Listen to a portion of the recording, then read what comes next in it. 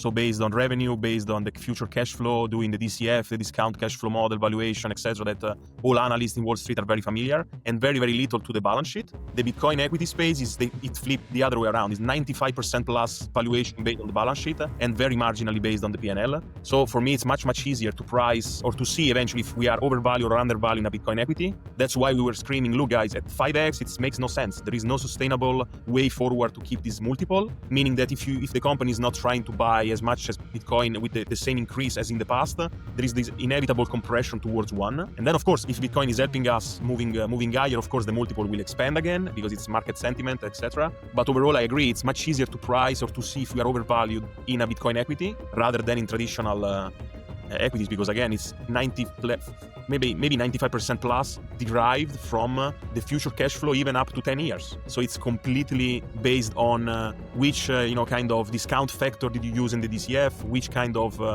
approximation for the revenue stream in year 5 you have in your model, and it's not really based on anything really tangible today. Strategy, Metaplanet is all anchored with today and their capacity to raise eventual capital in the future. But again, the one Mnav is the equilibrium point. Sometimes in bear market or in a very in a company that is not well managed, we might go lower, like in Nakamoto case, because you have like very confusing pipe deals, how to structure the business, and etc. But overall, one is the equilibrium point. But if Bitcoin starts to pump, of course, a premium is totally fair, and it makes sense to be in a higher phase.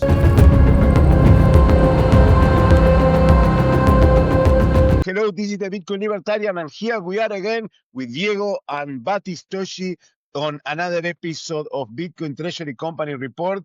After the earnings call of strategy, we are here discussing another topics of Bitcoin Treasury Company. Guys, how are you doing?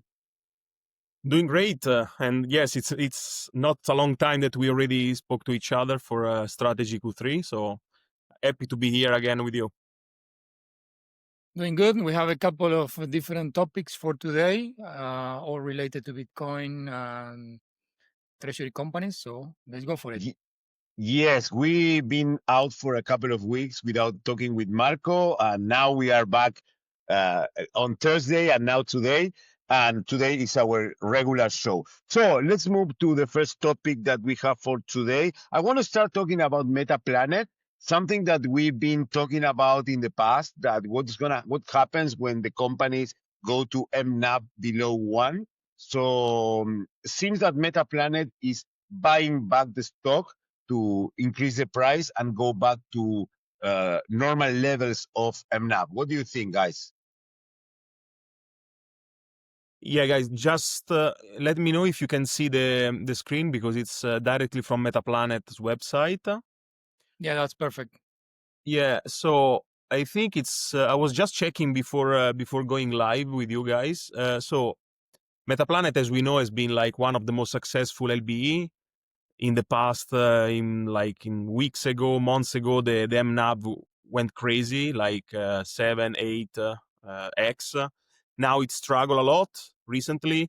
It went below 1, and it stayed below 1 for, I would say, few days. October 14, it went to 0.99.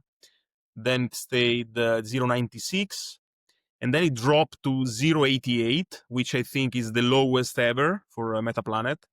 And I think it's around this time, maybe a few days after, the company announced that they will start the program for buyback their own share.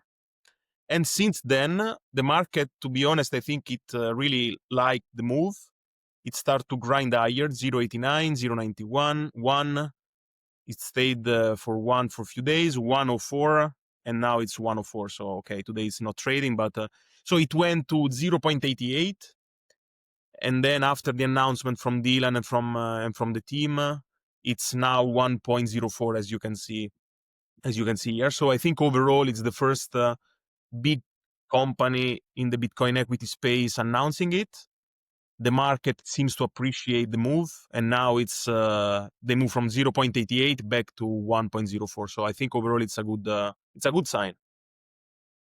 Yes, and I think that is something that Diego was talking before many times, that the Mnav under 1 is not something sustainable on time. So this moves to the companies towards increasing the Mnav to numbers that are real. Yeah, let's back up exactly with an understanding of the math behind this. Because when strategy actually developed the Bitcoin yield strategy, which is basically issuing more shares by to buy more Bitcoin by making sure the amount of Bitcoin you add compared to the amount of shares you issue are higher. So that way you keep increasing the Bitcoin per share in the stock.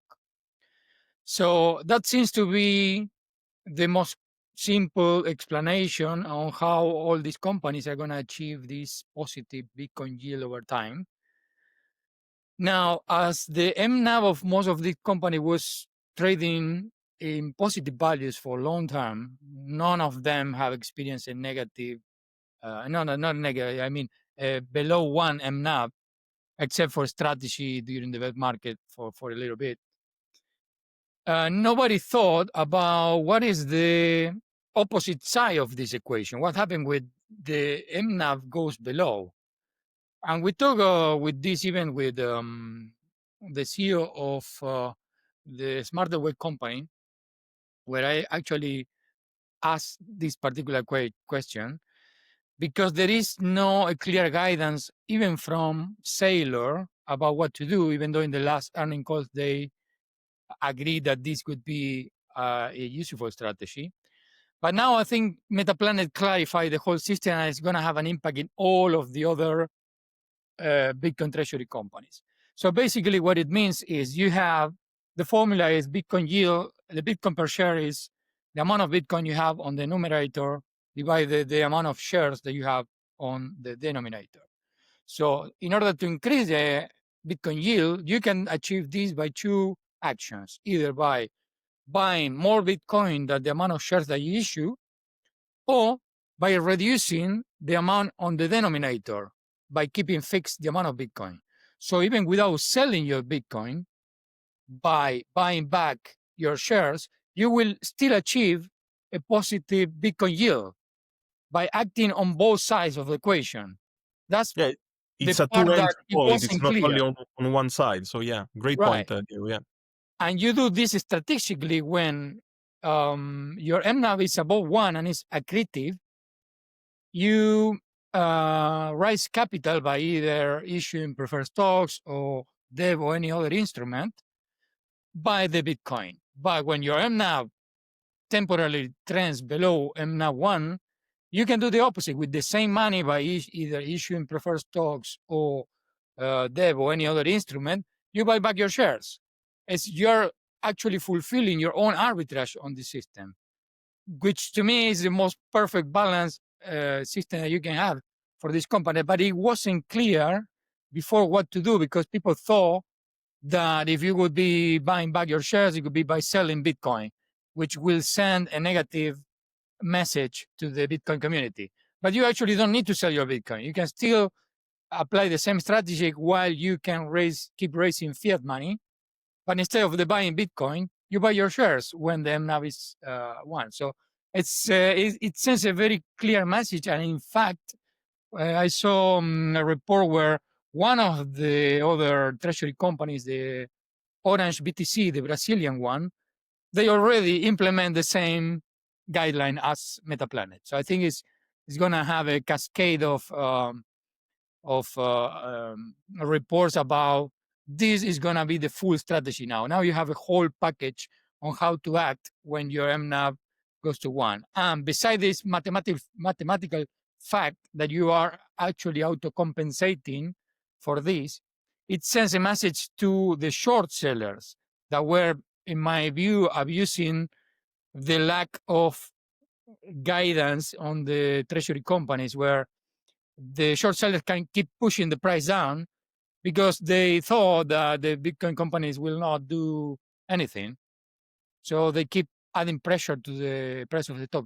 But now that you have these guidelines where you are going to push back your price up, the short sellers will be a little bit more shy to short strategy or Metaplanet or anything else. Yeah, I think it makes total sense, and especially when the Mnav is very rich. So I think now with the market, with all the data and strategy and Metaplanet leading the way, also with the guidance, I think for short seller it would make sense if an Mnav or specific companies, I don't know, higher than 3, then it could make sense to try to push because you see that there is too much rich premium that you can compress. And then when you start to move around, I don't know, the 1.5x, you start to be more cautious because you know that they might be able to do other metrics, or simply if Bitcoin starts to run back, you can find yourself in a very uncomfortable position if you're shorting an LBE with 1.5x Mnav and Bitcoin starts to run back, and they can start to reignite the system. And yeah, ultimately, I think it will become a problem only for those companies that they cannot raise capital very easily, or they are not very interesting in their own business model. Because I would assume that strategy will always be able to raise capital, even at a 0.9 or 0.8 probably Mnav. Metaplanet is proving to be in the same category. Few others might, but again, now the market is telling to the newcomers, look, if you are not really structured, serious, and with a high capital stack in Bitcoin, you risk to be forever in the 1 or below 1 Mnav because we will punish you. Whereas for the others that have different stream of business or other cash flow generating income or big stack like Metaplanet or Strategy, I think now the guidance is clear. If you push my Mnav below 1 and I'm not over levered, I will just raise capital and buy back my own stock. And then I can just go afloat, go higher, and then start do business as usual to try to accumulate as much Bitcoin as possible, doing preferred offerings via other generating cash flow income, like for Metaplanet, selling the covered put for Bitcoin or other scenarios. So overall, it's still a new industry, few players, and I think it's normal to see even the bears and the short seller try to squeeze out all the juice out of companies, because it's overall I think it's positive, because if we see that there is so many big firm trying to, or hedge fund trying to push out some companies, and the best they can go is 0.88 or 0.9 Mnav, I think it's very positive for our long-term thesis, because the company is solid, the company can find a way back to higher Mnavs, and they can keep business as usual. So I think it's a test of resiliency, and is passed on Metaplanet in this case. Strategy is still well above 1, so it's overall fine. And I think it's very positive for the entire industry to see these mechanics. Yeah, at least now we have a defensive mechanism that I was trying to push before. It wasn't clear how to defend this pushing of the Mnav down. Now we have a clear defensive mechanism to do this. And it also looks like, I think it can be compared to a flywheel effect, where you're using the same Bitcoin per share concept, which all these companies need to keep increasing, but you use it offensively and defensively to achieve it. Now we have a more clear path to a more profitable future, I guess. Yeah, and just digging to the data on Metaplanet, I mean, they have a 24 million debt alone, only 24 million, and they have a net asset value on their Bitcoin holding of 3.4 billion. So it's like, I don't It's know, ridiculously 90 under range. leveraged. Yeah, they are so. I really don't know how is that possible. I think they're using different instrument, vehicle of raising capital, different market structure in Japan, but they are much better positioned even than Strategy in this regard. It's insane. It's insane. It's insane. It was one of the strongest balance sheets that you can find. So there was no Yeah, explanation why by far. the stock price was trending down so hardly, other than you allow the short sellers to push you without a defensive mechanism. Now that you have it, I guess it was over for the short selling. Yes, sorry guys, I got internet was not working good, and I got lost. But I'm sure you got a great explanation of what is going on. My question on this is: do you think that this can be a turning point of all the trend that we have been seeing in the last 2 months with all the other treasury companies that were going down? The sentiment was not good.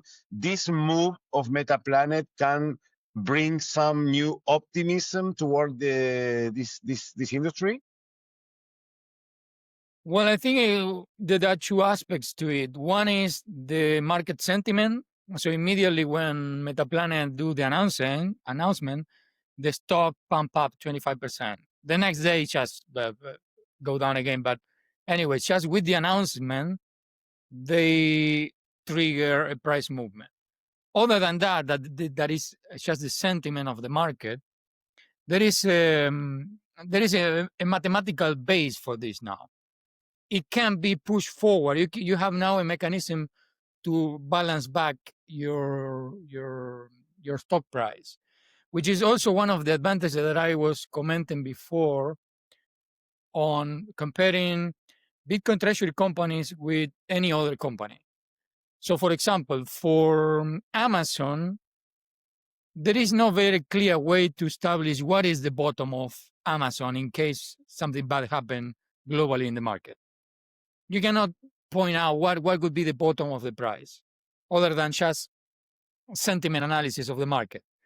But with Bitcoin treasury companies, you have a clear bottom, which is the Mnav1. It cannot be go below that because otherwise you are creating an arbitrage in the market, which has to be reestablished one way or another.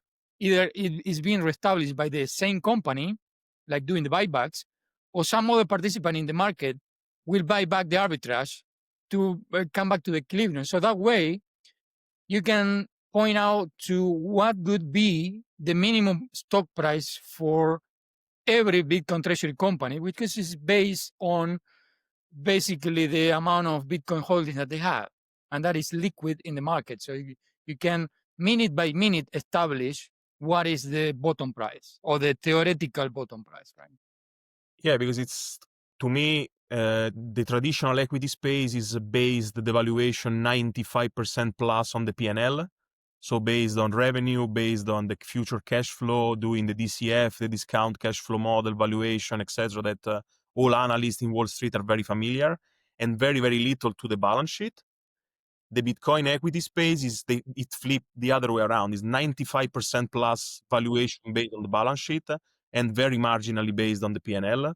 So for me, it's much, much easier to price or to see eventually if we are overvalued or undervalued in a Bitcoin equity.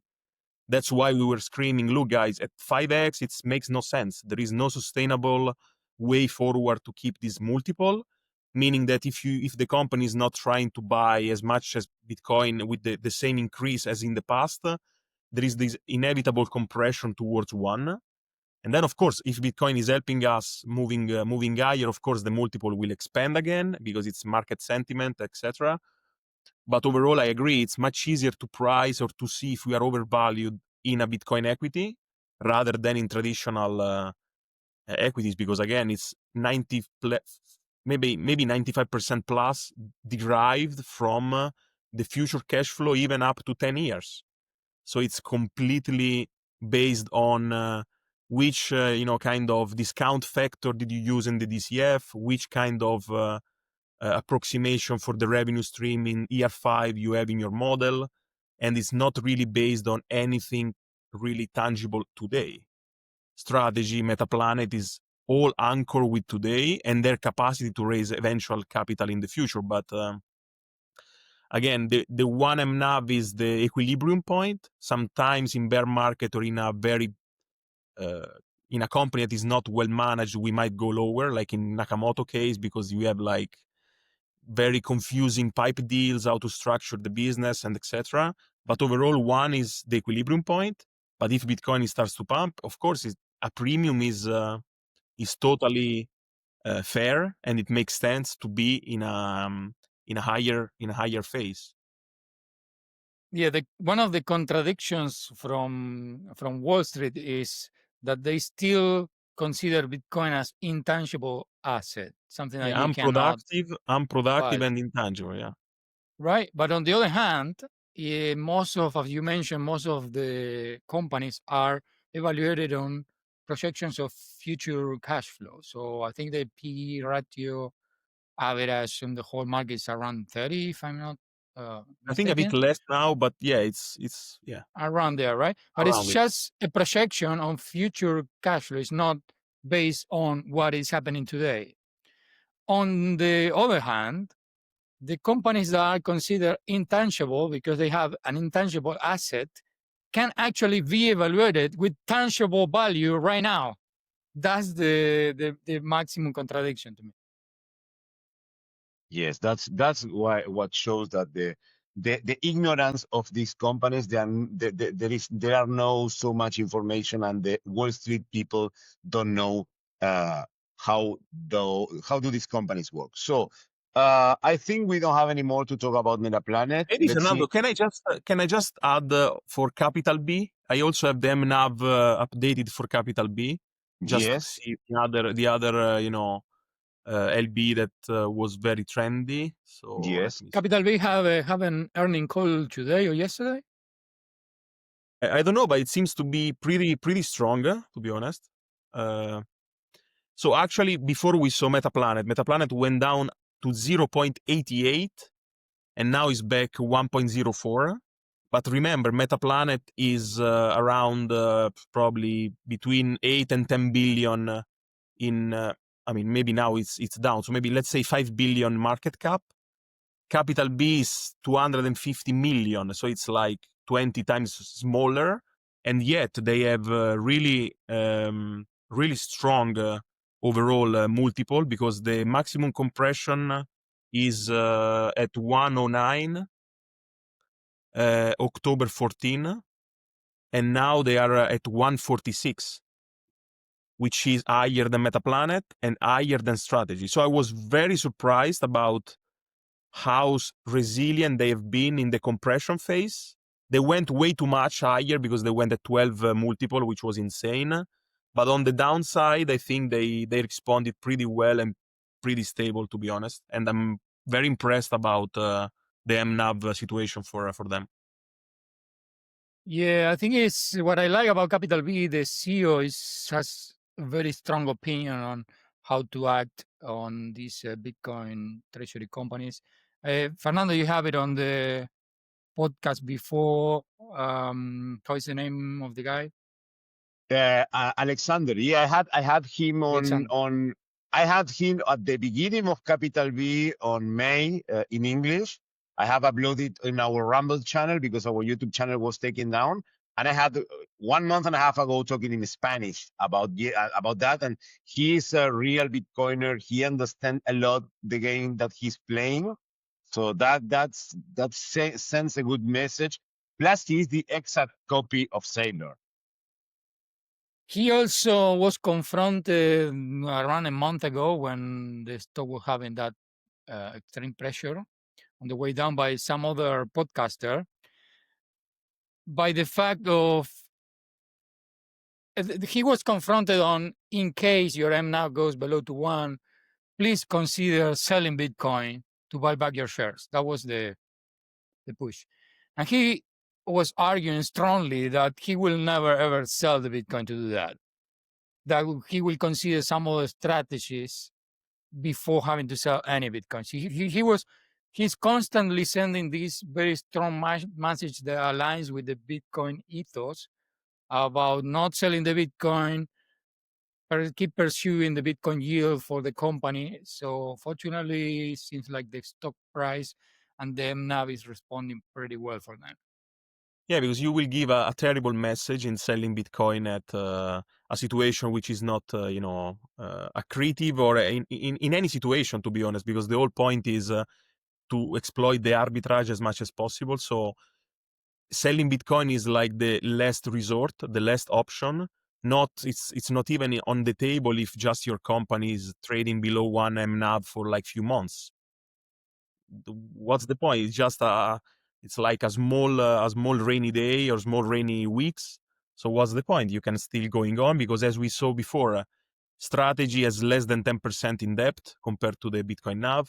Metaplanet around 1%, which is zero, technically zero. That's insane. Capital B, I don't know, it's maybe a bit higher than Metaplanet, but probably around the strategy level.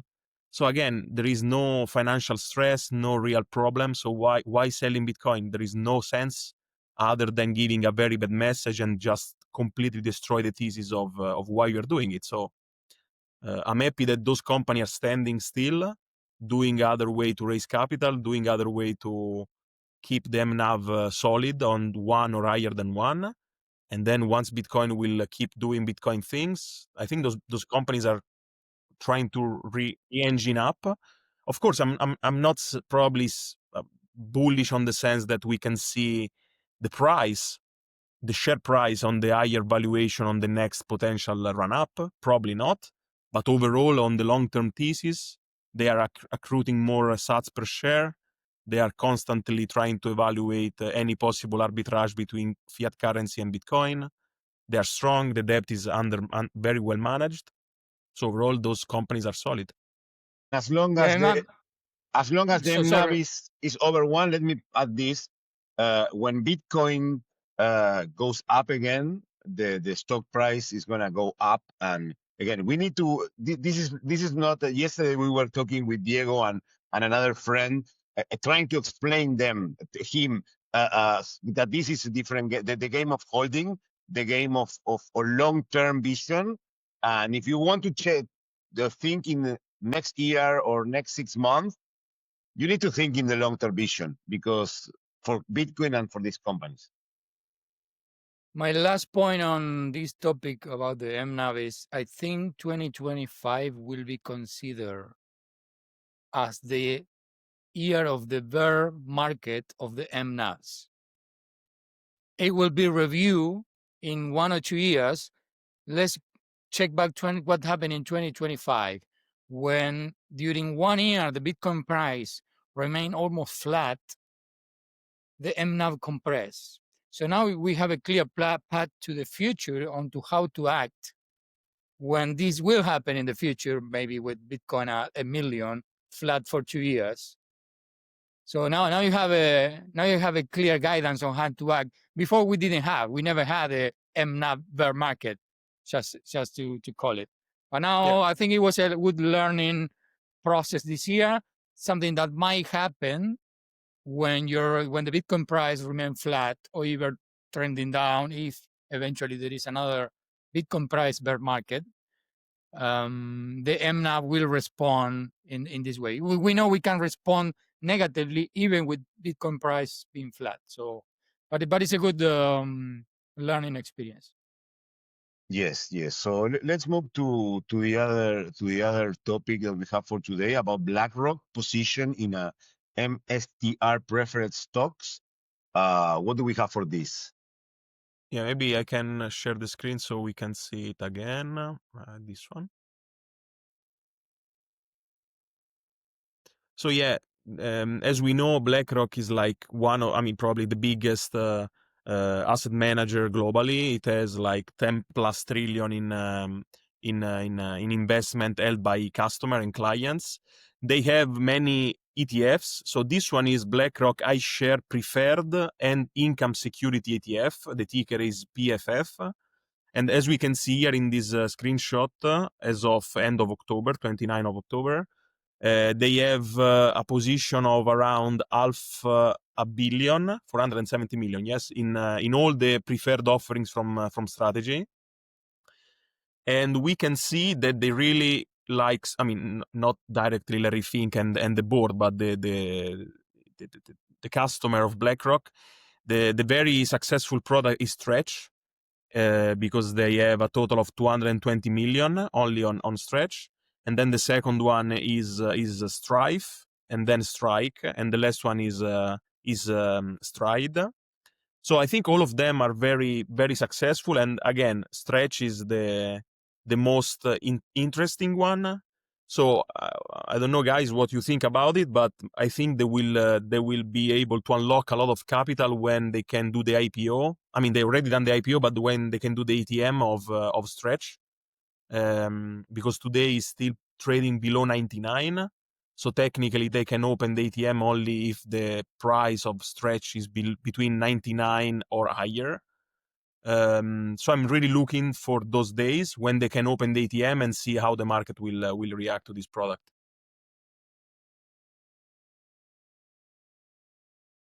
Yeah, what I was think that Diego watching is out. about this We are was having problems in Argentina other with than internet. Yeah, with some the connection. amount Yeah. of We are not in Hong Kong, how guys, is so it called? sorry. We are The Argentina, percentage of despite the the good total efforts fund of our president. We are still that a is third world allocated country, at least to for a couple more years. the strategy So be prefers. patient with I us. think in total is, as you We are on the mentioned, way to be something the like first world, 400 but million, around let's 400 take million. Milei has to work a little bit more. But Yes, I'm not, to the be main honest, component I'm of not this 100% holding in is deep on this Boeing. question. I was I trying think to it's a read a little Boeing bit when preferred you stock, sent right? me. But it's Because Fernando, if you remember, they said that stretch for Sailor is the iPhone moment for strategy. yes, Meaning is one of the most probably successful product that they ever launch. The idea is that they can offer this variable yield monthly.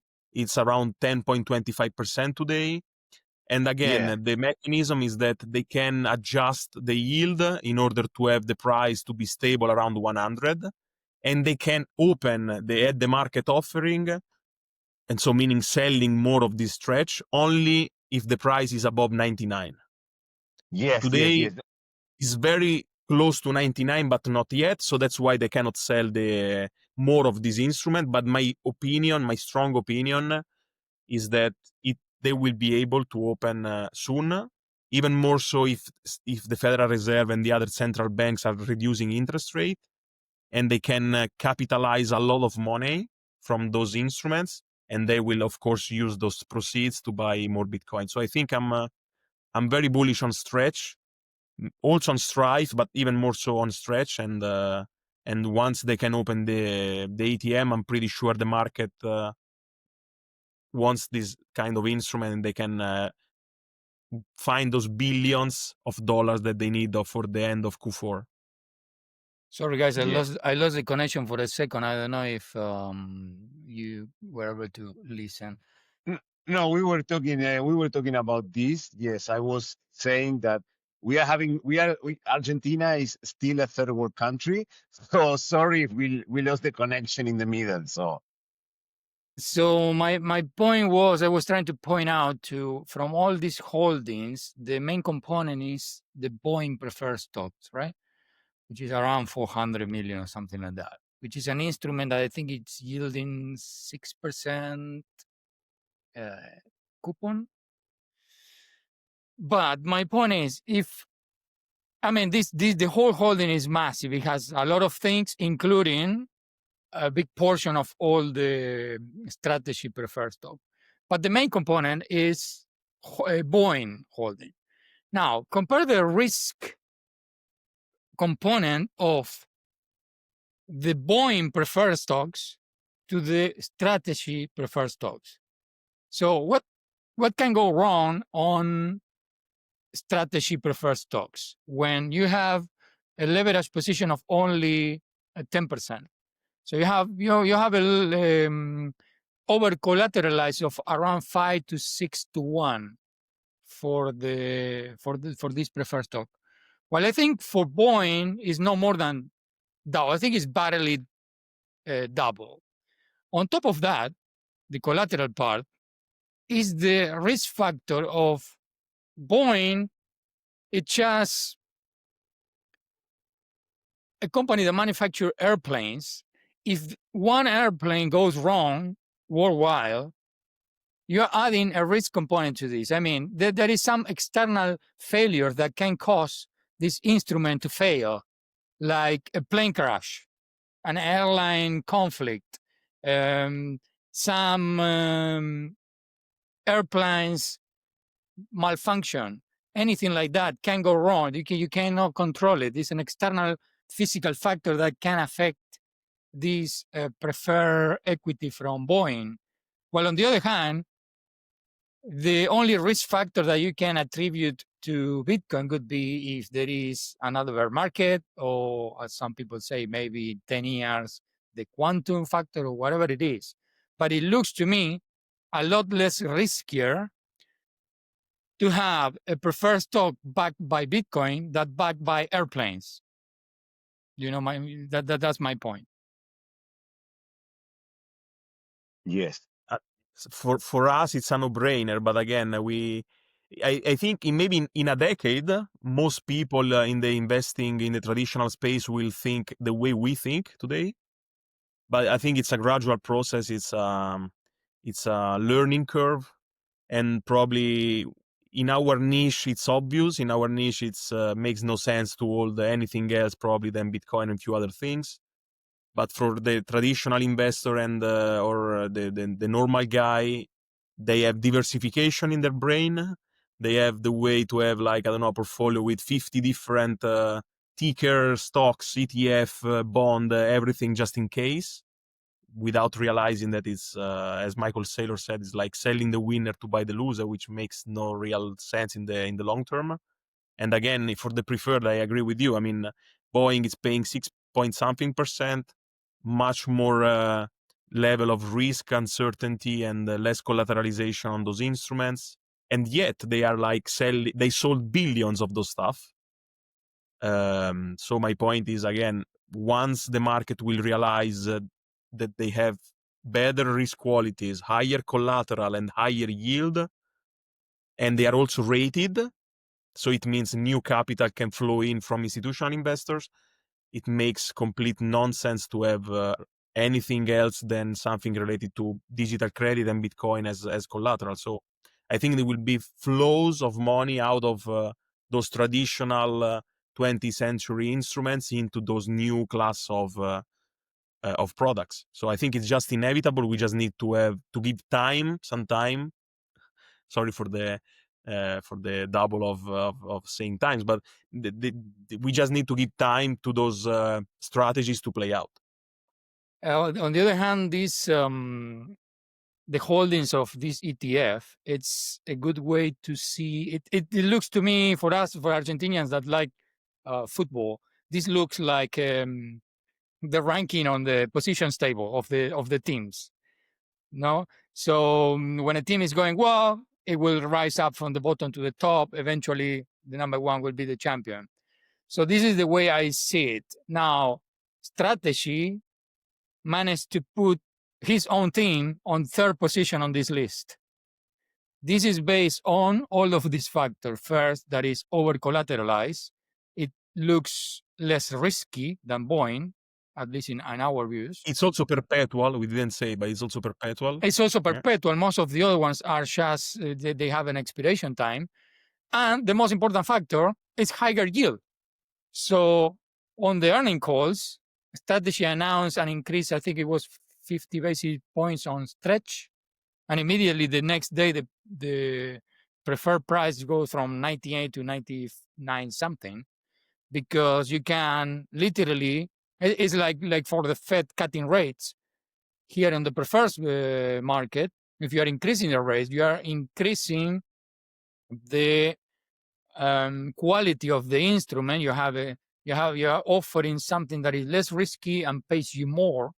So eventually, on this positions table of the ETF, my prediction is that all strategy prefers will keep coming up higher and higher and higher in time until eventually all the others, Boeing, Amazon, whatever it is that they are trying to do at 4 or 6% yield, they will not be able to compete with strategy products unless they either increase the interest or they offer some other kind of less risky avenue to this. Yeah, I mean, competition is brutal for if you are like in the weak side. For us, Bitcoin is the best form of collateral, and those instruments are for sure superior. So more competition is positive for strategy. More competition is more attractive for strategy. So I also loved two more things that they said during the call. The first one was 25,000 people attended the call, which was like kind of stadium numbers, which was insane. And also the fact that they want to do some marketing to try to first try to express better, those kind of new instruments. And imagine, I mean, Sailor alone has like 5 million people on X. Strategy is one of the most trending ticker on Twitter. They are always now less on podcast, much more on the traditional institutional website. So imagine if you can go on CNBC or on other big avenues and say, this is my product, and try to give more time also to the audience to digest it. It's like for like almost nothing, because they also said people wants to interview us, people wants to know more about our business. So now it's in the phase of they kind of won. Now they are attracting new capital easily. They are attracting new people that wants to invest in them. They attract new journalists that wants to cover their own or analysts that wants to cover their own instruments. So I think it's everything is in place and it's very positive. And if they do marketing for those kind of instruments, I think it's positive for also MSTR as a ticker and the shareholder base. Yeah, they're using these calls as an education channel because the whole strategy is totally open source. I mean, there is no negative effect on letting know the competition what are you doing, because if the competition do the same as you, it just strengthened your position. It's a completely inverse dynamic to what happened if you have two robotic companies competing on making robots. Right? If you open source, you're giving the advantage to the other side. In the Bitcoin war, if you are sharing your strategy and other companies are doing the same strategy, as there is a finite element to Bitcoin, it just strengthens your position. Then there might be the only remaining part would be the competing factor in terms of which products are the best. If you are having other companies issuing these preferred stocks, then they will have to compete in terms of the interest rate, or compete maybe in different markets, as it was mentioned on the strategy earning call. Yes, of course. Yes. I think so. So let's move to the last topic that is not related with treasury companies, but it's something that is a news from the week that, for one side, Scott Bessent, our friend who is buying Argentinian pesos if there is no tomorrow, he's celebrating BTC, while the big dinosaur that you have there in Frankfurt called Christine Lagarde is pushing very, very hard the CBDCs. And she said that by 2028, they want to have the digital euro. Yeah, I mean, it's already digital, as we know. Like 98% of transactions are fully digital. So the digital euro is just a nice rebranding of a new concept that is this central bank digital currency, which is taking the best property from open money, from Bitcoin, and try to centralize them and try to have a centralized ledger and decide who can spend on which avenues, on which way, and with the expiration, etc. They all we know the CBDC is not positive. So yeah, I was just seeing those very two different concepts. The US celebrating Satoshi Nakamoto's white paper yesterday, retweeting and celebrating by Scott Bessent. And on the very same day in Europe, they are not even, of course, mentioning Bitcoin, but they are also pushing even more so on CBDC. So it's kind of the two sides of the coin.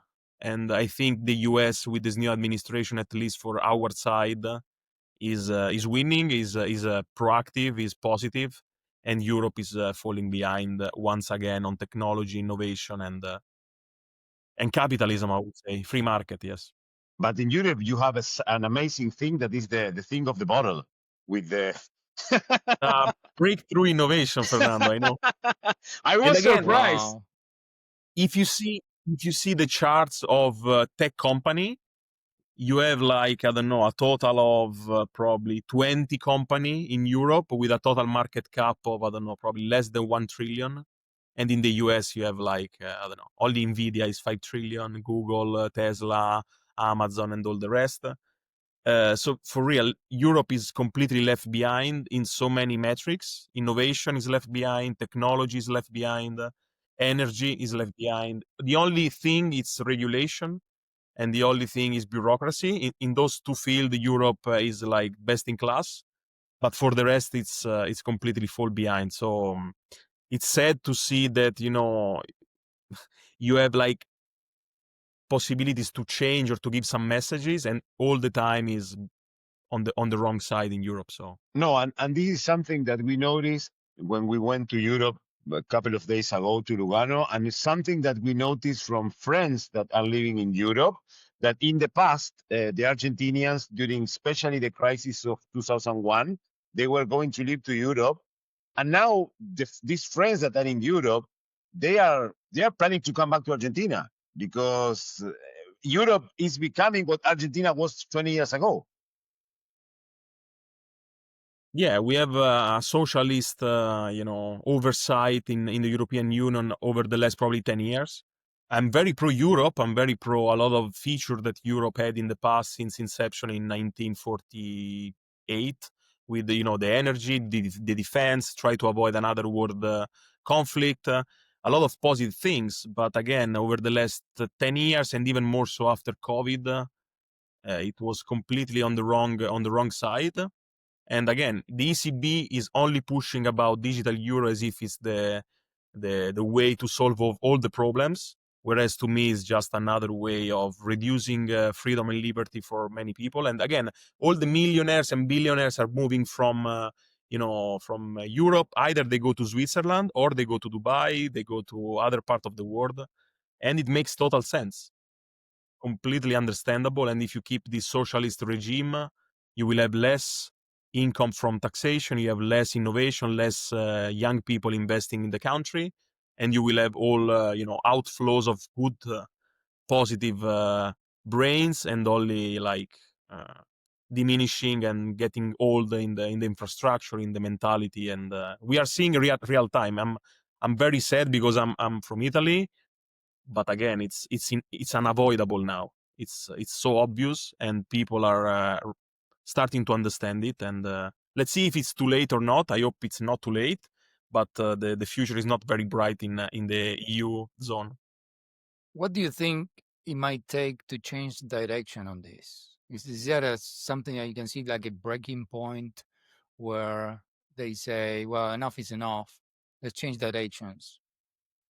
I think we are Let's kind make of Europe great close. again. As No, I think it's kind of close in the sense of general public try to they open their mind. I think we came a lot later than the US, but people are smart here. They're not stupid. They see contradiction. They see the problems. Of course, now it is very pervasive. The system, the European system, is very pervasive. They regulate everything, literally everything, and they try to homogenize everything within the Europe area. Trying to remove the differences of countries, the peculiarities of the countries, and also the strengths of each countries. Try to do all one thing. So of course it needs to go back to the individual values of the country. So if Germany is fed up with this nonsense of only green deals and electric vehicles, they almost destroy their own internal industries. If in France is the same, if in Italy is the same, you need to have at least 3 or 4 of the big countries. It's no longer enough to have Hungary or few other in the eastern side. We need more of the founding father of Europe to step up and try to change the heads in the European Union, because those heads are not doing things in favor of European people. They're only doing favor for their own return, because it's an elite, it's a socialist elite, and that's every time how the playbook is played. So the Yes. it to change. And I heard that that to change the politicians or the presidents, the way that is structured, the way that you choose the president or the prime minister, is made for the political caste Establishment, yeah. to keep. It's not like here in Argentina that can come an outsider like Milei and won the presidency. In Europe, it's much, much difficult. It happens in Spain. The president is a communist that everyone hates, but he managed to surviving the power by making deals with the other forces. It's the same in France. I mean, Macron is, he's the president of the republic, but again, they struggle to do the left government because they don't have enough seat. They lost kind of election. They just changed one party in the end just to have the numbers. But again, it's completely fake. In Germany, it's fake. So again, I think we just need to have some more awakening from the people from each of those big countries. Change internally first. Like in Italy now we have for more than 3 years like a stable government, which is kind of pretty well accepted globally. So I think it needs to be the same in France and in Germany. If those three countries in Europe are kind of changing gears, I think automatically you can have better situation also within the European Union. And again, for me, it's possible, but it might take 5 to 10 years. It's not something that changes tomorrow. And in 5 to 10 years, you can just go from, I don't know, top 10 countries or top 20 countries on the planet to, I don't know, bottom 20. It's pretty quick nowadays. So that's why it's pretty sad, because we should have take a different path, and it seems that is impossible right now. You know, one of the things that Elon Musk was explaining about the illegal immigrations in the U.S., it was that it was a political strategy. It was not an accident. It was not an action of trying to be good with your fellow human, right? But it was a strategy where you can import illegals that then, for example, in places like California, you are not even requesting documents for them to vote. Obviously, these people that you allow in your country, you allow them to vote, they are going to vote for more socialism, obviously, because they are having the incentive to do so. So what I wanted to know, if is in Europe something like that happening with the illegal immigrants, can they have access to the voting system? Maybe not necessarily to the voting system as soon as they arrive, but for sure they can. They created some dynamics, and again, of course, immigration is not the only problem. I'm far from saying it. It's not the only problem or the first problem. It's a combination of things, but for sure, like unregulated immigration, it's not good for any country. Because again, if I want to go to Switzerland, I cannot go just stay there forever. You need to go, you need to find a good job, it needs to be valuable for society, and if you don't have a visa, you go out immediately. In the UK, it was the same. In the US, in the past, was the same. It's all in the last 20 years that it seems that open border is like a good policy. It's clearly not. You need to have an open border if you need to have people, but under some regulation. So I think in Europe, it's similar, and Italy is struggling for this for the last probably 15 years. And for like most of time, Europe was not really interested in trying to help Italy, because again, from North Africa, Italy is the first country, as long with Spain, in which immigrants arrives. And for many years, we struggled because we are the first country in which you allow immigration, but then Europe didn't want to have this distribution of immigrants in the other part of the region. And so probably Italy was the first one to try to awake to this problem and try to vote on the right side and try to secure the border, at least to have more kind of words in this kind of topic, which is crucial for the survival of a state. If you don't have the border, it's very hard to be a state at first. So. But it seems like the last or the most important aspect that the European politicians need to control is the money. That's why the CBDCs are still being pushed in that way. That for us, Bitcoin, it doesn't make sense, but I would understand why they could convince people very easily on why that would be a good thing for them. And yeah, even more so, imagine now if everything goes digital, even if we don't have Bitcoin in the equation, but imagine if we go digital on money. Also, European understand that probably dollars are better way of using cash than euro. So imagine if you have like multiple like billions of flows that goes from euro to Tether or to USDC. They go outside of the traditional system. They leave the euro to go into the digital one, in which you can have better yields, you can move digitally. So for them, it's like life or death. They need to have the CBDC, because if they don't have the CBDC, in few years, most of those new kind of money will go to probably some USD stable coin. And so they will lose double, because they are not reserve currency. They are not so powerful like the dollar. And then money are moving out from euro. So it's like loss, loss, loss. So that's why they're pushing so much on CBDC in Europe, because without the CBDC, it's very hard for them even to justify the euro in as a currency.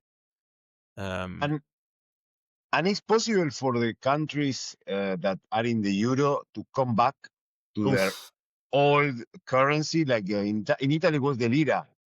Yeah, I think I mean, to be honest, the euro as a concept is amazing, because imagine if I'm doing, business with a company in Germany, or I'm buying product from Spain. Imagine if every time we need to deal with different, it's a mess. So the euro as a concept was very helpful to scale it up, kind of businesses and etc.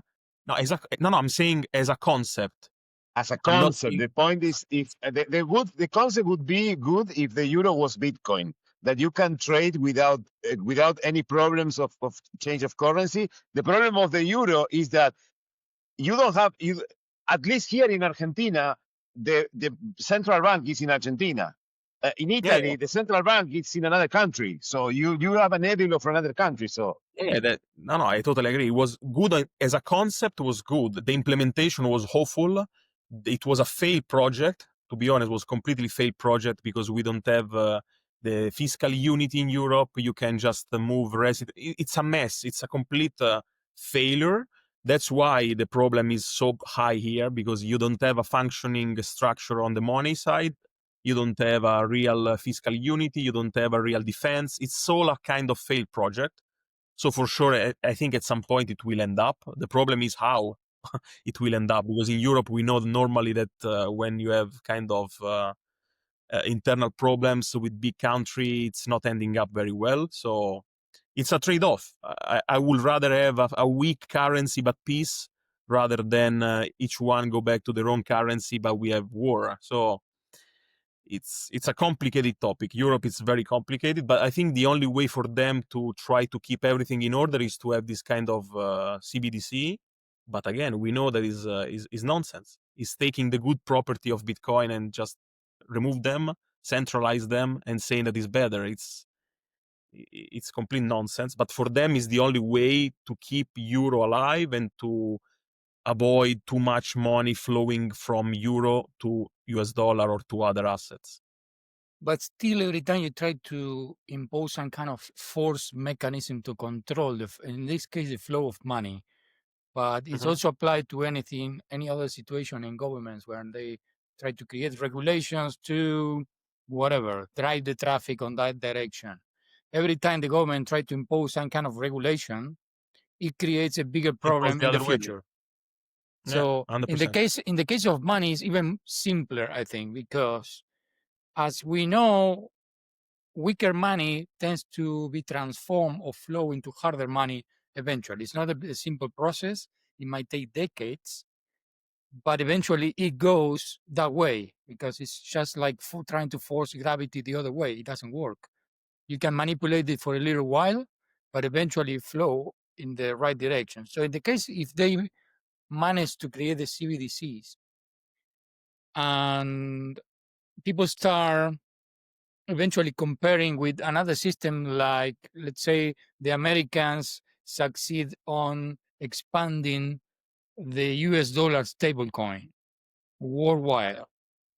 Now, everybody in Europe will still see the US dollar stablecoin being a better product than the CBDC. So what would prevent them to move into that system other than the government saying that is for criminals or for drug dealers, or they are going to punish you with jail if you move into the other system? So the only way to enforce it with brute force like that, they're going to try to put you in jail if you use the other system. Yeah, I think this would be one of the last arguments that those politicians might use to try to save their own goals. But I think is gonna fail. I think even if you apply the CBDC, I think a lot of smart people will find a different way, or they try to opt out from the euro before it happens, or just leave the country before it happens, or try to find alternatives. Because as you said, money tends to be one. So money tends to be in the past one gold. Now it was dollar, but because it was imposed with military force from 1971 onwards. So now probably we have a phase in which we have 5 to 10 years of neutral money back to gold and other forms, but ultimately it's gonna be probably Bitcoin. I mean, as of today, I really believe it's gonna be kind of the bedrock. It makes sense. It makes sense globally in a digital economy to have this kind of scenario, and probably it will be simply an accelerator of their failure. They try to push CBDC so hard, and the result is the exact opposite, which for me it's obvious, but for many people they are not even know about the CBDC. They don't know how money works.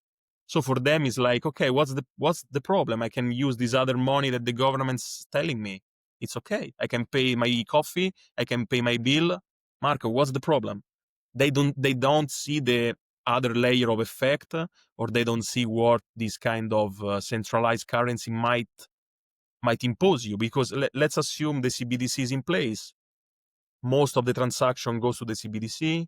Most of your salary comes with this kind of CBDC money. You don't have any more other kind of, or you have very small limited amount of money in these other systems, but mainly in CBDC. They say, no, you cannot send the CBDC to an exchange. You cannot send the CBDC for buying Bitcoin, for example. You cannot use CBDC to buy gold. So you're stuck with this kind of, again, Yeah. I think it's But dystopic. life always find a way. Remember in Jurassic Park that they wanted to control even if the dinosaurs can procreate or not, and the dinosaurs end up procreating because, as our friend, your national guy Giovanni says and proves, that Bitcoin is a living organism that you can stop for a while, but it will always find a way to destroy the corrupt fiat system. That's the point. Yeah, so again, I think it's totally dystopic. I think it won't happen. And if it will happen, I'm pretty sure it will be the signal to the masses to just try to do the opposite. So, Yeah, but again, especially imagine if you're like, if they overreach with the controls. For example, that one thing that would be very, very obvious that somehow happened in China is they might say, okay, you're getting your salary on these CBDCs, but it has an expiration date. You have to use it by 2027. Other one is poof, gone.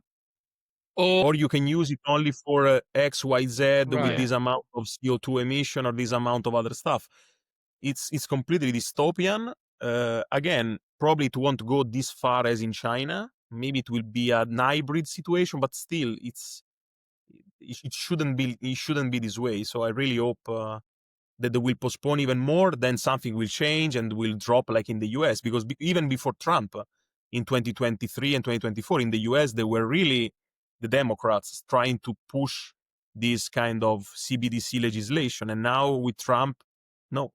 So, well, in Argentina, the candidate that was competing against Milei in 2023, he was proposing the digital peso to end up the inflation. So you see how similar is this pattern.